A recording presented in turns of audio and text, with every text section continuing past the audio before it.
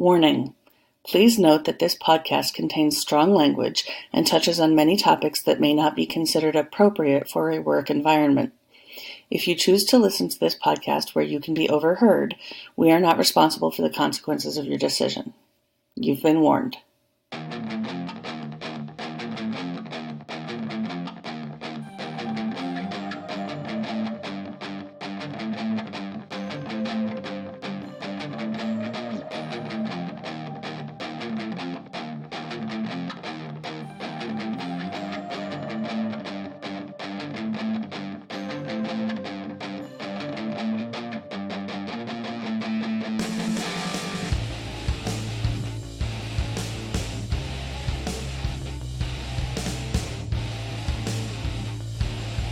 Spoilers, haters. Yes, I'm talking to all you YouTube haters that like to hate. You're not going to be people until you stop it. For the rest of the people, hi, folks. Hi, suck a cock, haters. We don't fucking accept Yeah, just a brief note. We do have a YouTube channel. Basically, the YouTube channel is just to throw the podcast over there, so people that might not have a podcast platform to go through, they can just go to YouTube, pull it up, and listen. Great, whatever. YouTube's the only place that we get any negativity. And just let YouTube haters know, y'all been reported, because what you're saying is hate speech. So go fuck yourselves. So that being said, just want to go and before we go into business, I want to bring up one brief bit of the results of the poll. Yeah, I would like to point out that everybody who thinks that chili and spaghetti don't go together, you're all wrong. I will say, while I did expect the victory of the chili and spaghetti, what I didn't expect was, one, how close it was, which was a total of 55 to 45% in favor of chili and spaghetti, but also how many votes we got, which beat the pumpkin spice latte IPA poll from a couple of weeks ago. And this was probably the one post that we had on Facebook that probably had the most commentary throughout. Yeah, so, people really care about spaghetti. And you really care about your chili. So, chili on spaghetti wins. And now we're on to the business. But to basically give you a brief rundown of things that we will be going over, we're going to be going over basically rage in the news. We're going to go over things that have happened, from a swimmer in Alaska to a bunch of other shit that happened. We're also going to talk about movies and the fact that certain movies can't be made anymore and you could suck it. Then we're going to go into some good news because we want to try to end the rage on a good note. So going into business, please like, review, subscribe wherever you get your podcasting platforms. It helps us to go through and get sponsors. We got one once. We got two once. Well, two twice. We got two twice. YouTube haters aside. Help us out with that. All of our social media can be found off of our website, which is www.xchromosomepodcast.com. It's got links to our Facebook, our Twitter, our Spotify, our YouTube. It also has links to one-time donation if you want to make us a donation to PayPal. We also take donation if you want to pay for subscriptions for paywalls and things of that nature. That would also be greatly appreciated. And we also links to our Patreon. We love our Patreon supporters, and we actually got a new Patreon subscriber. Yes. Yay, Jackie Ferguson. Thank you so much for your script. We're going to put that to hiring subject experts and subscribing to periodical that start even more informed. And to the point that me and Noelle might actually debate on things instead of just saying everything sucks. But I think I got all the business covered. And if you'd like to write us, all right, this podcast, you basically have two straight white people running the podcast. We want to hear from you. We want to hear your stories. Write us at xchromosomepodcast.com. We want to hear your feedback, anything you want to say. Let us know. We'll respond. If you give us permission to read it on the podcast, we'll read it on the podcast. So write us at xchromosomepodcast.com. Send us your stories, all kinds of things, write us feedback. Whatever. We want to be your soapbox. Yeah, we would love to be a platform, or even once we had a very great Pride Month. That was some most awesome shit. We'd love to do more of it, and that requires your sex stories. Exactly. Now, the one group we don't want to hear from, fucking Nazis. I don't fucking care. Go ahead and keep commenting on our YouTube channel. YouTube will just delete you, like they did the last one. And we'll go through and report you, like we did the last round too. Otherwise, we're just going to bathe in your tears. Delicious. Speaking of Pride Month, just for those that remember, we had one of our guests, Cheyenne, on of brblamame.com.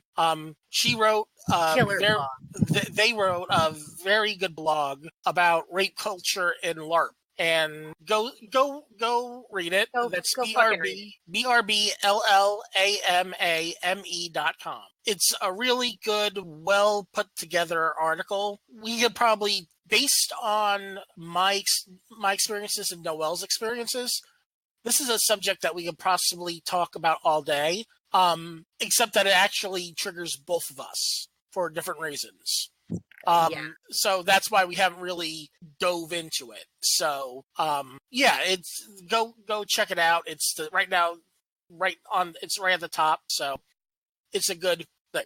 We will also include the link in our blog post about the show notes there. We will try to remember to starting links we reference in to Facebook, all that good shit. Find the cool things we're talking about. On the subject of citations in podcasts, either people didn't cite their source until there was a little scandal with crime podcast, I forget which one, but I've noticed in the immediate aftermath, there is more talking in my more responsible podcasts than Jim mentioned. But now it's consistent. Every podcast I listen, this is what we use, or these were in public record court documents. So if I'm citing a court document, I'm not going to that sort of stuff. And I really have literacy and awareness of the pod community that if we're reading an article like we've been doing, we tell you where we got the article, the title of the article, and the date the article was published. So if we don't provide the link, you can go fucking find it.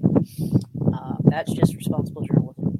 Yeah, every time we go through and put the podcast out, we not only put it onto the blog post where it announces everything, but it goes into, if you're on iTunes and you're downloading our podcast, it's on the iTunes thing. So you have no excuses about where we find our shit. And if you think one of our sources are sketchy, let us know. Please, yes. If we are giving bad information, please correct us. There was a case. We had a case on Facebook where we misgendered somebody, and as soon as we found out that we were incorrect, we sent out an apology for it. Yeah, we want to get our sources right. We cite something that doesn't jive, happily spend of our time talking correction. We're both white people, and we apologize. And our staff is white people, too. Our staff so far is, in fact, also white people. We're doing the We're white. We're sorry. We're doing the best we can. So please correct us, especially if you are in the we're trying to discuss. I have a bit of local kerfuffle from you talking about podcast to crossfading into raid. I am part of the head a member who is black. Just about how she got racially harassed out by Mopfre Stadium. And on top of a bunch of microaggressions that she'd gone through like every day. But today, the getting harassed for being black in public was like her last straw. All right. So I wouldn't be aware that this is happening if it was not for this group. I wouldn't have specifically if My Favorite Murder had not created space to talk about staying safe, not getting crime. But the idea we need white the allies came up. What neighborhood of Columbus to start re-edging fuckers? I'm gonna go punch some Nazis. And the comment thread went from there, and a woman's name suggests that she might be Muslim and from a country where Islam is a dominant faith. We don't need allies, we need accomplices. Ooh. I felt that call in soul. Is that allyship is great, but Allyship isn't far enough. We don't need allies, we need accomplices. I like that. And I'm not going to name her name, but she know who she is. Post this episode that the ladies in question know that I talked about them and how I feel kind of humbled and honored that they appreciate the anger from the tiny white lady. Because really, I can stand allies, claim allyship by standing on the sideline, hands and going, "This is terrible. We should do something," and then they don't do. Accomplices implies an active stand. You're protest. You're calling people out on the racist fucking. You're engaging the enemy, happy the man and the one with all the law. So, accomplice is a good word. It's scary to engage the enemy, but it's necessary. Yeah, they're tired. That was her biggest that was her the OP. Mm-hmm. Original point is she's tired and she just wanted to be loved and validated that Columbus Place made her home, and we're very much Columbus queer and cosmopolitan, and we have to, nice that we also went from compassion, I'm sorry this happened, shitty, to let's start a roving band of angry around kicking fashion ding ding. Well, I was going to go through and save this for the good news, but since you mentioned local news, I want to go over a piece of local news that was partly brought up on the last podcast, but there has been new developments. Remember that asshole lawyer that basically said, "I'm the law"? The judge? Yeah. Yep. That judge was told, "Fuck you," by the Massachusetts Supreme Judicial Court. Yay, Massachusetts Supreme Court for upholding you don't get to tell the prosecutor what cases they get to prosecute. Fuck you. That's minus the fuck you. That's literally what happened. You Sit don't down, get to, shut the fuck up. Yeah. We have separation of church and state. I'm sorry. Well, it might feel that way now with the way the government's going. But we have the separation of the branches for a reason, and you can't tell them what to prosecute or not. Let me see if I got something that there was like a quote. Fundamentally, the judge has no authority to deny the Commonwealth entry of a Noelle prosecui. I can't pronounce that name. Oh my God, that's Latin. But it is Noelle. You just destroyed it. No, well, it's spelled like your name, so it's Noelle. I'm catching. Gazzano wrote, referring to the legal term to abandon charges. The prosecutor's sole authority to determine which cases to prosecute and when not to prosecute a prosecution has been affirmed repeatedly by this court since the beginning of the 19th century. So, yeah. It is spelled in the article. Correct spelling is Nolle. So it's Nale Proseque, and it will no longer prosecute. See, at least I wasn't lying that they spelt it as your name. Yeah, but it's still Nale Proseque. We'll get you the legal definition of that. It's good to know. At the very least, there'll be the link to this article. But yeah, I just wanted to bring that up. And also, right after we ended the show, I saw a news report that Boston stormed ICE.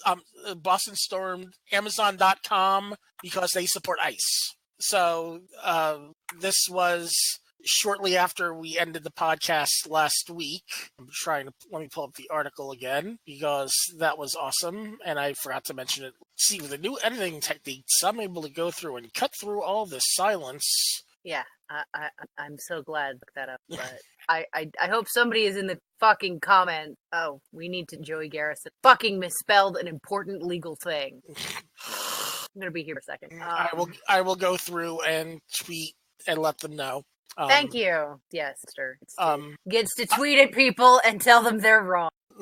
12 arrests after hundreds of ICE protesters blocked traffic during a march through Boston. Hundreds of anti-ICE protesters blocked traffic as they marched through the streets of Boston on Thursday night, calling for local companies to cut ties with the organization. Protesters marched for miles from the iconic New England Holocaust Memorial on Union Street and came to the stop outside of Amazon office in Kendall Square, where the majority of the crowd dispersed following a brief encounter. However, a dozen people refused to leave and were taken out in handcuffs. So, yeah, so we might have had a straight pride parade, but this was better. This had a reason. And this had probably more people doing something than the parade actually had as parade participants. So, good job, Boston. Good job, Boston. You made up for allowing the straight pride. So, that being said, now that we're done with the local news,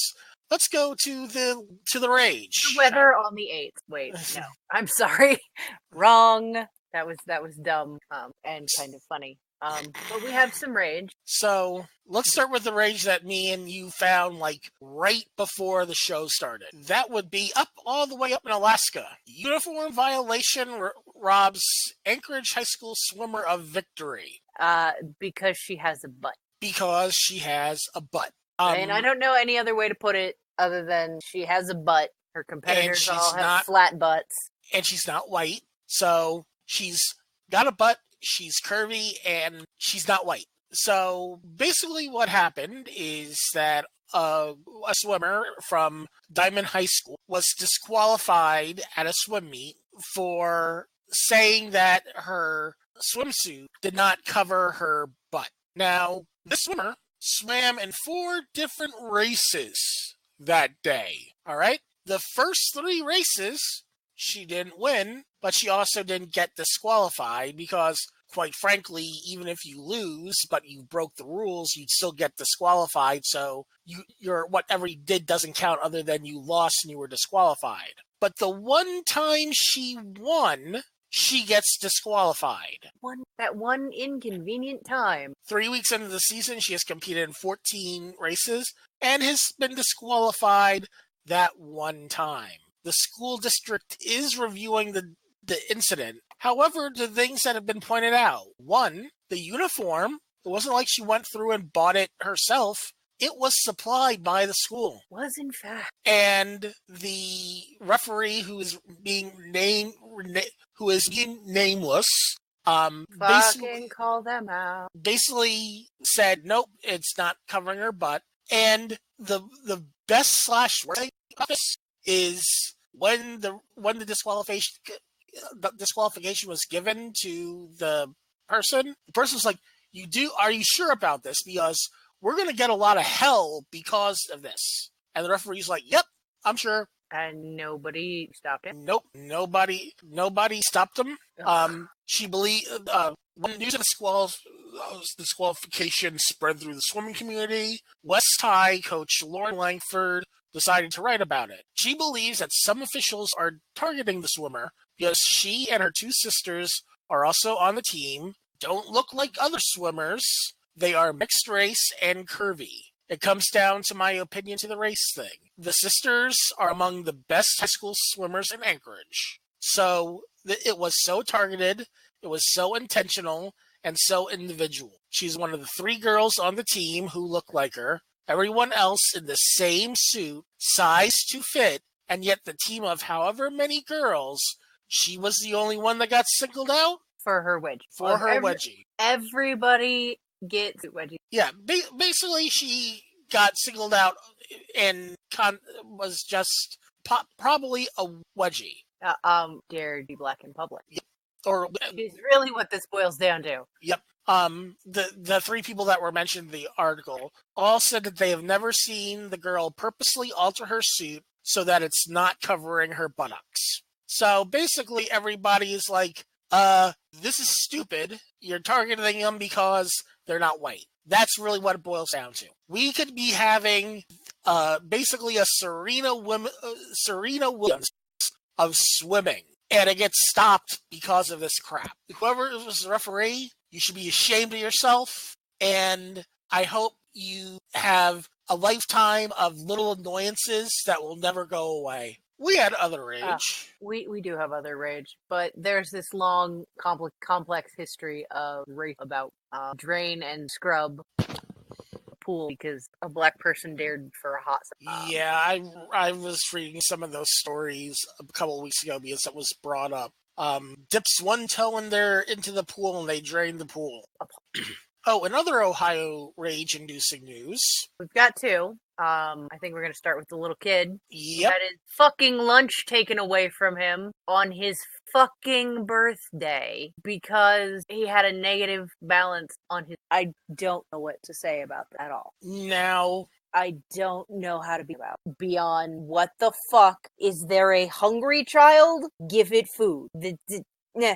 There is no ethical platform that you argue that will vindicate the complete disregard of human life that is taking away food from a hungry person, a child. Who knows? That could have been his only fucking food for the day. You don't know. We don't know. and It doesn't matter. it's What not, the circumstances is, you don't fucking starve children. and that's not just the only thing. Going hungry sucks, I especially guess. as a child. However, the additional bullying that would go and be compounded on it, because, oh, he didn't have to go hungry. They took his food away and they gave him a cheese sandwich. So basically, there's a sign of, hey, I'm poor. I had to be given a cheese sandwich because I had a negative balance on my school account. No, none of this fucking acceptable. I have had, when I was a kid, we were poor enough to get free school lunch from when I started school until right after 6th grade. Now, I remember at times during 6th grade that I actually did bring my own lunch to school because we had something nice the previous night, and I was bringing in leftovers to eat because I enjoyed it or whatnot. And they were so freaked out by the fact that I wasn't going to lunch line to get lunch that they basically made me eat the lunch that I brought and another lunch just so they could say that they fed me the free student lunch. And it was the same lunch everybody else got. It wasn't like a lower tier lunch. But when it comes down to feeding kids, feed the fucking kids. You're worried about kids being bullied. Do what you can that is completely in your control to not let the kid be bullied over lunch. Now, this is fucked up. Just like a month or so ago, there was a school district that basically sent out letters saying, if you don't pay this lunch balance, we're going to throw your kids in foster care. What the fuck? And they don't let people pay it. That school district relented and allowed the lunch debts to be paid outside. But it's like, fuck you. I mean, just suck, in the immortal words of Wade Wilson, suck a cock. Because I can't. There's no way that the appropriate sensible that any of this should be a thing. It's mind-blowing. All right, you said that you had another Ohio story? Well, she's an Ohioan by marriage. All right. In case you didn't know, Mr. Chrissy Teigen is from Springfield, Ohio. Okay, I was going to add that to... I slightly was leaning toward that for the good news because of everybody else's response, but go ahead. I know what you're talking about. No, this is not good news, because it's Chrissy Teigen. We all know shit from anybody. She doesn't take shit from her kids or her extremely famous husband. Why would she take shit from anybody else? We are literally less important than her children. But yet again, Trump commits some sort of actual fuck up. Like, I don't know, tweeting sensitive information or talking complete and utter bugfuck nonsense about hurricanes, or in general proving his own unfitness to remain in office. To the point where the NOAA was basically ordered not to contradict Trump or get fired. Which is, a threat to public safety at that point. Yep. And a threat to national security. Weather reports are important. They must be accurate. That's why we have a national fucking weather service. I mean, I hate things like tornadoes and hurricanes and blizzards, whatever the fuck else Mother Nature is going to throw at us until she has erased us off this planet. Now, I generally just hate the state of Alabama for personal preference. There are select people that are perfectly fine. I just generally hate the if you're not Alabama or Auburn, you must die attitude that most of the state has. I mean, I just hate the SEC in Alabama. Well, yeah, They but get most of my hate. but I do have to respect Birmingham, their basic office of the NOA, that basically said it's not gonna hit us. Ignore this because he's wrong. Which Please there's don't panic. Please, dear people of Birmingham, please don't panic because you don't need to panic. That's literally what lying about where the hurricane is going to hit will cause. Is people will falsely think they're safe and die, or falsely think they're in danger and flip the fuck out. But to hide his multiple fuck-ups this week, there's more of those. He decides to go at Chrissy Teigen and John Legend. I'm morally offended on behalf of Ohio that he would dare speak of our fellow Ohioans in such unpleasant terms. He would fit right in with most of the women from Ohio I know. We are foul-mouthed. We say fuck, and a lot of us say, fuck the fucking president. I'm not. Lester Holt of Dateline. Yep. If you ever need to be comfortingly bored by a true crime story, Lester is a host for that. He's just very reassuring in his presentation, even when he's talking about horrible shit. He did an hour-long special this past weekend about the American prison. Spent 2 nights sleeping in a cell to better understand the purpose and experience of a prison. This is a journalist this is a black man who is a journalist saying, please put me in a cell so that I understand what's going on here. That's some journalism. Don't tell me mainstream media bullshit. They're actually they've got the money for investigative journalism, and some of them are doing it. Anyway. Lester Holt spoke to John Legend, launched a criminal justice reform campaign called Free America back in 2018. They talked about the issues at hand and how we can help, not just this specific campaign. Find the Free America website, pull that up,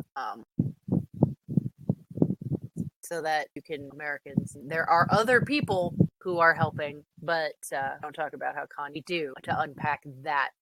Had to fucking annoying on Twitter. Holt and Legend and Chrissy Teigen didn't thank Trump for all he says he's done for criminal justice reform. He lashed out on Twitter because, of course, he did. Okay, so Chrissy wasn't even on the show. He referred to.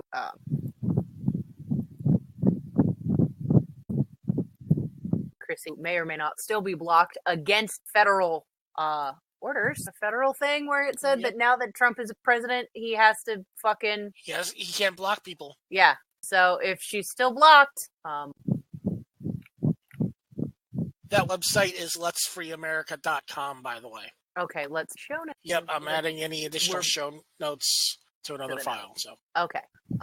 So anyway, if she's still blocked, he's in violation of a court order. Did not do that anymore because his tweets as president are public record. You can't block your.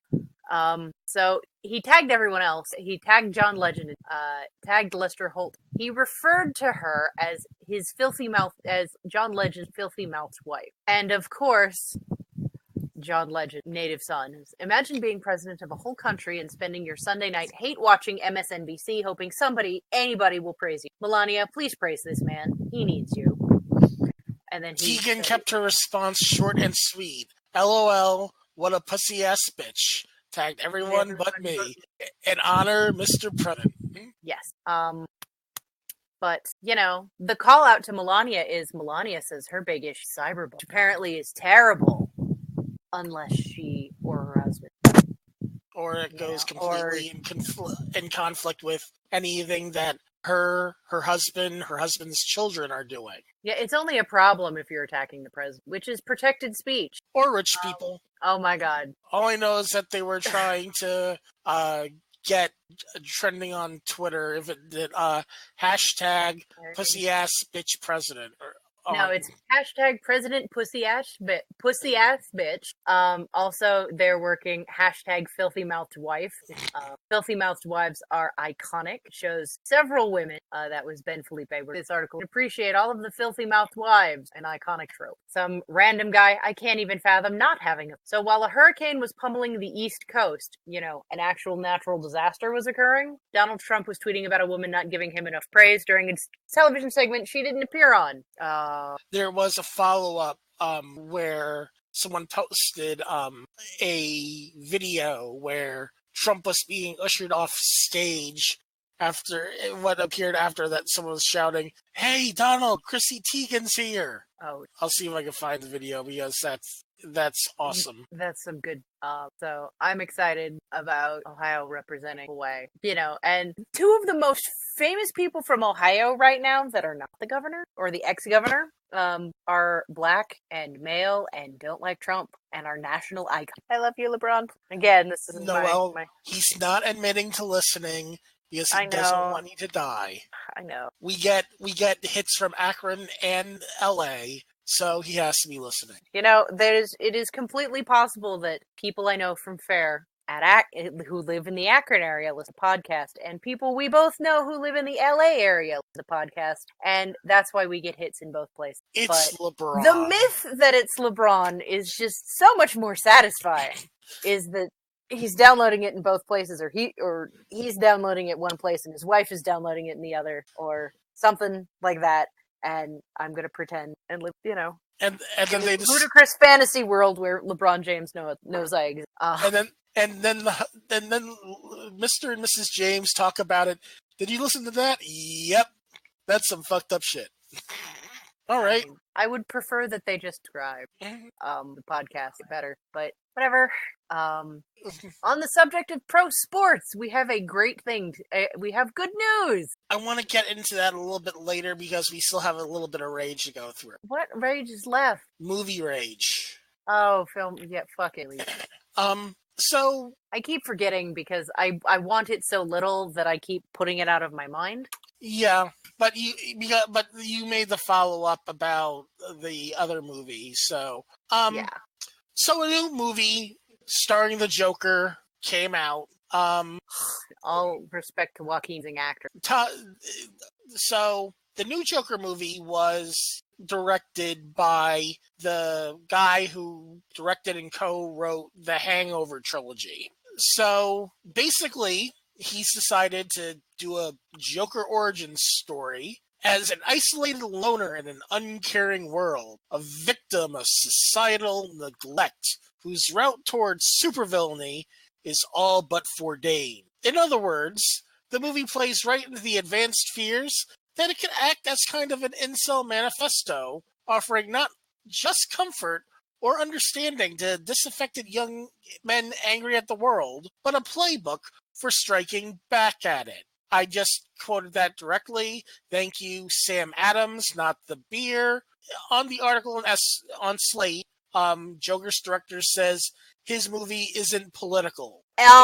Okay, for starters, sir, let me explain to you something. And this goes back to my classic agree for a second. Please allow me to point out that all fucking art political. All of it. From Greek tragedies written by Aeschylus, Sophocles, Euripides, to this fucking Joker movie. It's all political. You can't make a movie about a supervillain and then say, it's not political when you're making him a sympathetic character. We're not supposed to like the Joker. That's the whole point. So we're not supposed to romanticize his relationship with Harley Quinn either. He's fucked. Stop. Yeah, really. People need to stop. I want to have a relationship like Harley and the Joker. Because you don't. I've had it. It sucks.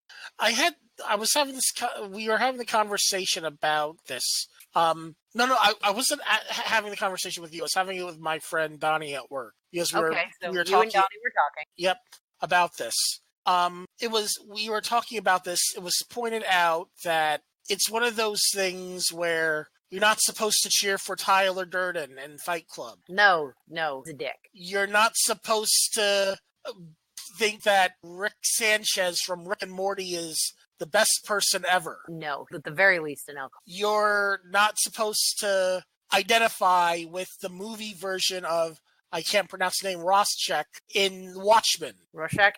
I mean, yep. You're not supposed to sympathize with him anyway. He's a fundamentalist apocalypse. I use that word just to refer to the fact that he's got religion so fucking bad that, I mean, you see him in the comic out of his costume. He's walking around with the end is nigh, and his entire nihilistic worldview is biblical apocalypse.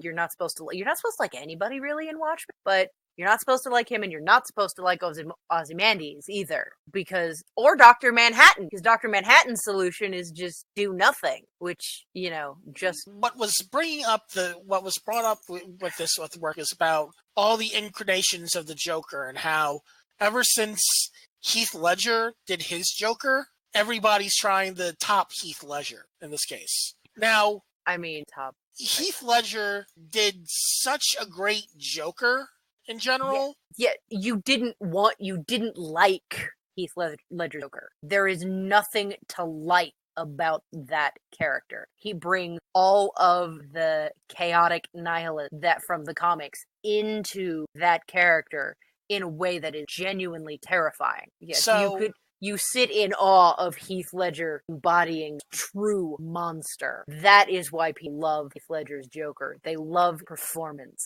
Don't like Joker. I couldn't have said that better myself. That's basically what we were going on when we were talking about it. And no matter what Todd Phillips says, because that's what started it all. My friend Donnie saw a quote from Todd Phillips about the political part of the movie, which I'm not at work, so I don't have the quote that he pulled. But it basically boiled down to, Todd Phillips, you're an asshole, your movie's political, and if anybody gets murdered because of this movie, I hope they sue the fuck out of you. I'm sorry. I hope their families burn this guy down. It's extremely irresponsible. Yeah, so basically what you should have said, Todd, when this was brought up, is like, you know something? I see what you're talking about. I might not have saw it at the time of shooting, and we do not suggest at all that you even remotely think of the Joker being a sympathetic character, because he's not. That's what you should have said, but you didn't. So I hope you choke on the money that you get, because you're getting it sued out of you. Which brought us to the other thing that you wanted to talk about. Movies that you cannot recreate today. Yeah. You were specifically talking about Blazing Saddles. It's come up dumb. It's a problem. I was told, because I commented on it, that on the particular meme, that the reason Blazing Saddles wouldn't get made today is because white people handle the bad guys. They couldn't fucking handle being, big characters in Black Panther.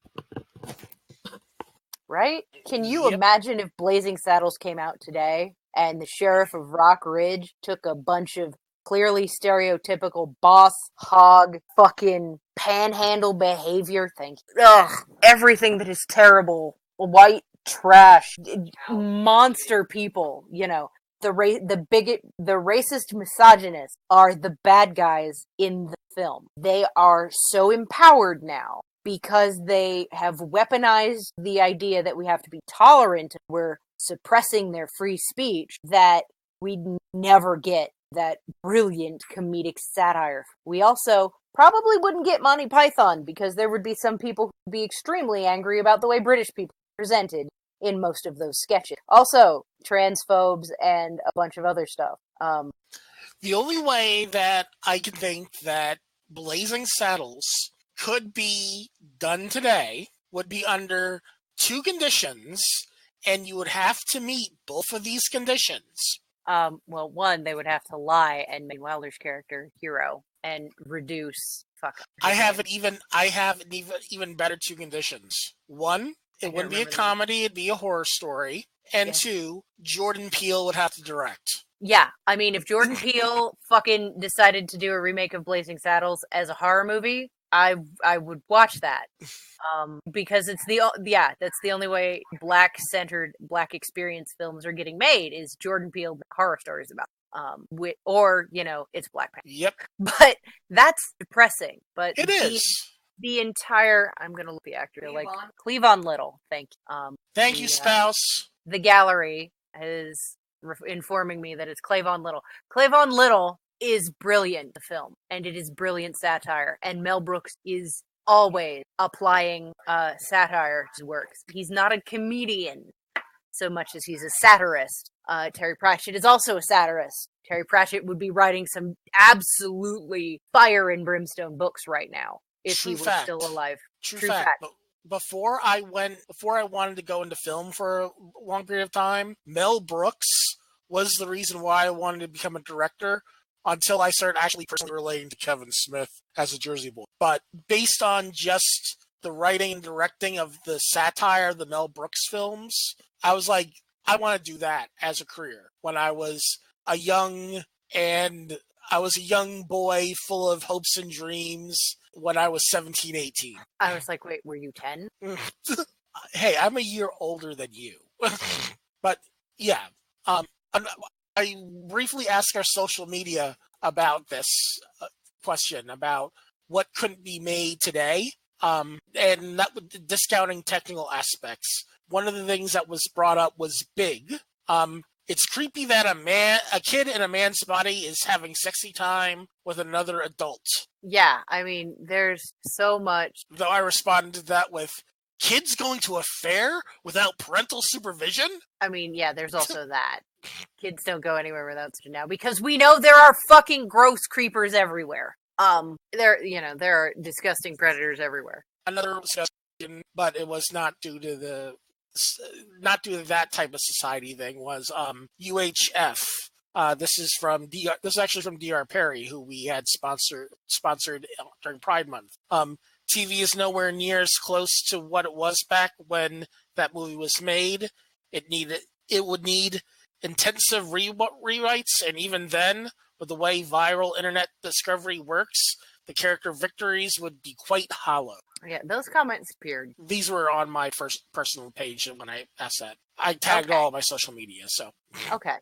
Because on our page, Connie said "Song of the South," and we got in discussion about the fact we asked the question, the delicate flowers of society that are queer, but the people who are suddenly realizing that they're not the most important people in the room, or even no more important than other people. They not allow places, would not allow power move. Everybody misses Austin Powers is extremely oversexed, but there is a clip from the first one that is informed consent, enthusiastic consent for a sexual encounter in like 2 seconds, and it's a masterclass. Yeah, literally, it's like, no, baby, you're drunk. I won't. No. And he says, no, you're drunk, and that's it. And this highly oversexed character just fucking walks away because the chick is drunk. And everybody misses that that's one of the important parts. But yeah, it might get made, but it was closer and not as sharp wit. Let's go find out what write-ups possible that I thought you cut that. They don't know. People don't know how to punch up. They punch down. And I've seen some posts circulating about gallows. If you're on the gallows, it's gallows humor. If you're in the crowd, you're part of the execution. So this comes around to Dave Chappelle, boring, excellent article, Root, about how his new special is tired. I posted that last week. It was up last week, so we're referring to it again. It's all part and parcel. If you're not using humor as a weapon, be Trevor Noah. Just be clever. Be concise. I'm a giant Terry Pratchett. Terrible. I love what he would have to say right now. 3 of my favorite books are Going Postal, Making Money, and 4. Going Postal, Making Money, Steam, and Unseen Academic. Steam is last. Going Postal, Making Money, and I think it's Raising. Those all feature con artist Moist Devon. Yes, his actress. Not everybody wins the name lottery and gets John Legend. Some people get. But Going Postal is about the efficiency of the post office, of a federally postal over a paid service, and what literal Pony Express versus basically the telegraph is the era we're talking. And the goal is to just profit. If he fucks up, he's going to be executed. So motivation. Making money is all about banking.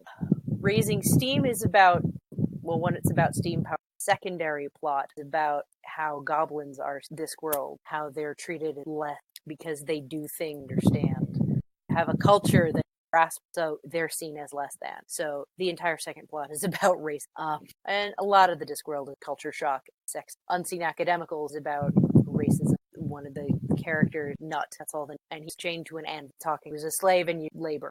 He ends up in Ankh-Morpork. And he ends up on the Unseen Academicals, was the Unseen University football team, because they're trying to rehabilitate soccer for all of us. They're trying to rehabilitate soccer and make it less about the death in an actual sport. And there is some beautiful discussions about what professional athletes are, and also Nut is an orc, so he is bigger, more athletically gifted than white people, the mostly white people soccer. So there's a discussion about races in sports, discussion about, and it's all devastatingly funny. Oh, there's also class disparity in there too, but it's all devastatingly funny, and you don't realize until you sit with it later what's been said, and that is why Blazing Saddles is still an amazing film. Look at them, and you can see, oh, I know people exactly like these fucking white guys. I know what is being targeted and see it, and it can appreciate what is going on after the fact. You watch like, wow, this thing. I still haven't seen the whole thing, and but it wouldn't get made today because, some complain about it being unfairly racist. Connie, to get all the way, pointed out that Song of the South would not today. Of all of the people we had respond so far, hers is truly a film that would not be made today for all the reasons. Not that it wouldn't, the point wouldn't come across, or your example. It wouldn't be made today because we know it's fucking racist. Yep. Yeah. We know it's horrifyingly inaccurate. We know it's just wrong, and it was made today because we're not a place where that's acceptable. So there was this great discussion. That's where we got in discussion of Blazings. With her, I got in discussion with Saddle Python, so that her response as it can would today absolutely on point question, because it is. And I brought up the fact that people complain about Blazing Saddle, complain about Monty Python, complain about all of these films are the same people who are so out of their comic lore that they don't know that She-Hulk has been around for decades, and she's not a retreading of the Hulk. She's a completely different character. For starters, so not even a scientist. A complete accident that she can Hulk out. They're also the same people complain about Black Panther being a movie full of black doing heroic and villainous things. When do we get the white Black Panther? His name is Tony Stark. His name is Thor. We already have that character. Let people live. Let people enjoy. Like, I went and I was delighted by Black Panther because I understood what it meant on a cultural level to have Chadwick Boseman being heroic and all over the fucking place, and Lupita Nyong'o being heroic all over the fucking place, and Donnie Guarana and all of them, and Angela Bassett, and just being, powerful and not colonized, and being in touch with what Africa a dream of an Africa that we didn't fuck up. That was extremely powerful. And contrast Killmonger's upbringing, worldview, and everything, all the shit that he went through. Look, this is what white people, and we accept that. And I was delighted for the black of color in general to look at that film and go, that's like me. That's someone who looks like me, and they're a hero. I also well-written movie. I appreciated Captain first time I saw stuff, psychological trauma, and constant abuse shown in a heroic light, and rescue herself. Nobody helped Carol figure that shit out. She figured it out herself. She got herself out of jail. And I'm rambling, but I took my meds today, so I don't know what's going on. But yeah, racists ruin everything. All right. So I say we go through and we segue into the good news. Yes, there is good news. I want to give this piece of good news a caveat because, to be quite honest, if we were in a good society, he wouldn't have to do this, but he did. 6-year-old boy uses birthday money to feed Dorian evacuees, is surprised with trip to Disney World. So there is this kid, I'm pulling up the name because I just read the headline, if my computer will overload, Jermaine Bell. Jermaine was saving up his money to have a birthday trip to Disney World. And then this hurricane hit. So what he decided to do instead was take his money, buy a whole bunch of hot dogs, a whole bunch of chips, a whole bunch of bottled water, and for everybody that was evacuating because the storm struck the Carolinas, luckily Dorian was a part of South Carolina that wasn't being affected, but he was feeding evacuees that were coming through. Made signs to let them know, hey, there's free food here if you're evacuating, and basically did what he could to basically feed people that might have been stuck in a jam. This is going to go into the whole make Bill cry category. There were parts of times that I was watching a video that is grandmother was mentioning that he was praying with people that their homes wouldn't be hurt. Now, this is a 6-year-old kid that did this, all right? This a 6-year-old black boy on top of it. I want to get that clear, too, because a lot of the times you only hear this and you're only hearing it about white kids. But this kid did what he felt was right and proper, and I commend him for that. That's awesome. And Disney did after Good Morning America went through and interviewed him. Disney did follow up and basically said, "Yeah, we're gonna bring you to Disney on our dime." So, good job. To be quite honest, Jermaine just gave Disney a lot of free advertising on basically every station with that. But yeah, good job, Jermaine. You're a good kid, and your family's good people for raising you right. But yeah, that's one part of the good news. Yeah, he's a good kid, good on to capitalize PR. It'd be nice. And yes, we'll also match funds or so that he can help more. Yep. But I mean, it's Disney. It is Disney. But back to a previous story that we were mentioning. Ryan Russell, NFL player, yes. Openly bisexual. Yes, it's very exciting. And then immediately after coming out as bisexual, he goes on a date with his boyfriend, and they're so fucking cute together. It makes me happy, and he still has his job. He's a free agent. He's currently not signed with any team. Oh, he's not signed? Well, they better fucking sign him. He basically this is the balls that he had, and these are commemorative balls in this case. He was having an interview with the San Francisco 49ers, and they were talking about it, and he's like, "You know something? I can't hide behind this anymore. I'm going to let them know I'm bisexual. And if they don't like it, I can find another team." I'm hoping that another team does sign him, and not just to say, "Hey, we have a bisexual guy on our team," but sign him and use him, and not just some practice squad signing, but sign him for real. Yeah, and pay him active roster, everything like that. Because when I remember his first name, Sam. I forgot what his last name. Michael Sam. Sorry, because when Michael Sam before the draft said that he was gay, he got drafted in the 7th round by the Los Angeles Rams, and he didn't make the team. They signed him to the practice squad, which, while you could make I'll be honest, you could make it's better than a lot of jobs in regards to money. I think you make a minimum of $10,000 a week on the practice squad. But the practice squad is only 6 people. That is 10 people per team. That is in addition to the regular roster. But he was drafted in the 7th round. For Michael Sam, and he was put on and they did not sign him to the practice squad. I'm sorry. Dallas Cowboys signed him to the practice squad, and a few weeks later they got rid of him to make room for another person. And right now, Michael Sam is currently in the Canadian Football League. Hey, at least somebody's paying him. Oh, I'm sorry. He was in the Canadian Football League. He announced his retirement in 2015 due to mental health reasons. I wonder what that could be. He does syndrome.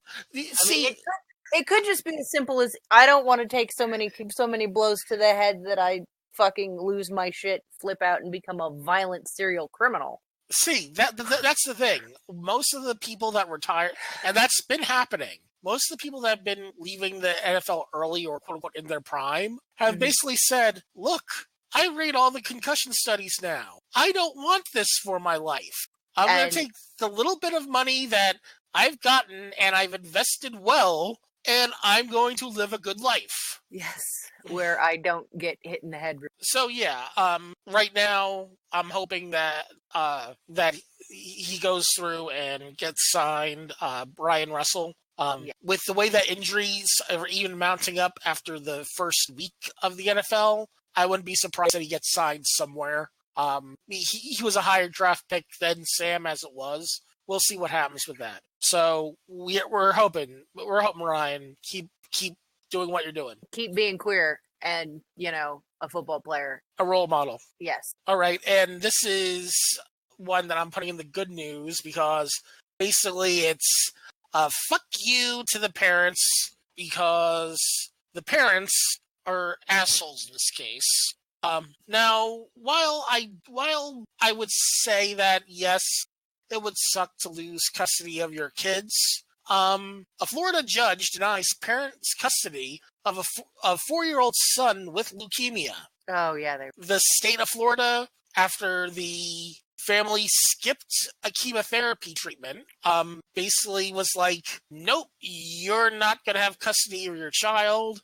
He is with family. It's not like they thrown him into the foster system, but he's with his grandparents with that. The parents wanted to pursue just alternative medicine to treat the leukemia. They wanted just while it's great that, all right, point blank, I mentioned multiple times on the show, pot doesn't do anything for me. Just me. For everybody else it does stuff for. It's just me. Pot does not like me, all right? I know people that use it for anxiety. I know people that use it for pain. People use it because it helps them, which is great. I wish that it helped me, or if it helped me, I wouldn't have moved on to cocaine. I'm joking. But with leukemia, especially with childhood leukemia, 98% go into remission within weeks of starting treatment. And instead, his parents just wanted to use medicinal cannabis, vitamins, and a dietary plan. Wait, what? No.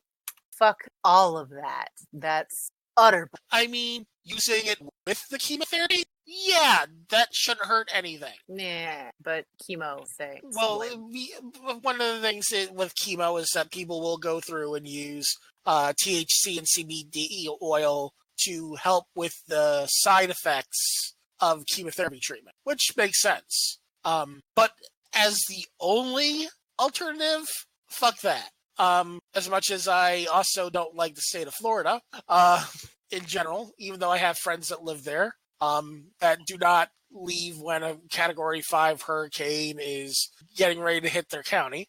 I'm talking about you, Alice.